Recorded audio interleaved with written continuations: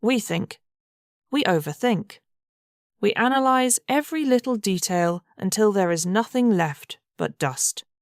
People who live entirely in their heads often find themselves miserable, or, as they prefer to call themselves, realistic. But is it really realism? Or is it just a habit of staring into the dark? The German philosopher Friedrich Nietzsche once warned us about this trap. He wrote, "And if you gaze long enough into an abyss, the abyss will gaze back into you."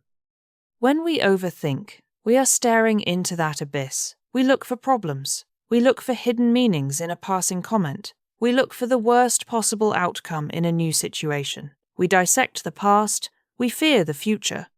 And soon, the abyss looks back. The darkness becomes our default state of mind. We think we are protecting ourselves by preparing for the worst, but in reality, we are just living the worst. Over and over again. Inside our own heads, we suffer before we need to, and usually we suffer much more in imagination than in reality. Nietzsche noticed something tragic about modern humans. He saw that we had become obsessed with logic, with reason. We try to calculate life. We want life to be a neat, predictable equation. But life is not math. Life is wild.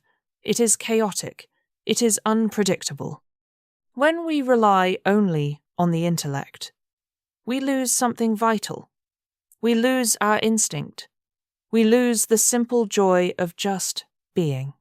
Think about an animal in the forest. It does not lie awake at night wondering if it made a fool of itself 5 years ago. It does not dread the winter before the leaves have even turned brown. It just lives. It acts. We, on the other hand, build a prison out of our own thoughts, and we gladly lock ourselves inside. Thinking too much creates a mess. It paralyzes us. Have you ever stood in a store staring at 20 different kinds of coffee? You compare the prices, the origins, the roast. You stand there for 10 minutes trying to make the perfect choice, and by the end of it, you just feel exhausted.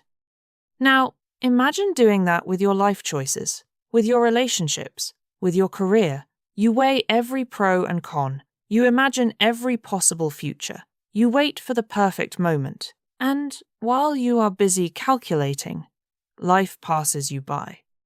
Nietzsche believed that a great human being does not get stuck in this paralysis. He admired the creator, someone who acts, someone who shapes their own world. A creator makes a choice. They understand that mistakes will happen, because making a mistake is far better than doing nothing at all. Overthinking is a clever disguise for fear. We are afraid to make the wrong choice, so we make no choice. But refusing to choose is still a choice. And usually, it is the most painful one.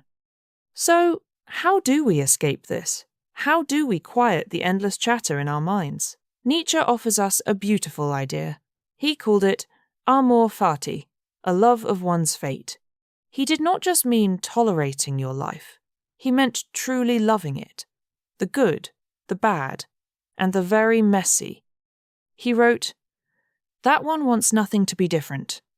Not forward, not backward, not in all eternity." Overthinkers are always arguing with reality. We wish the past was different. We wish the present was easier. We try to control the future. But Amor Fati asks us to drop the argument. Your life is messy. You will say the wrong thing. You will fail. You will look foolish sometimes. And that is completely fine. Instead of analyzing the mess, embrace it. Love the mess. It means you are participating in the world. It means you are alive.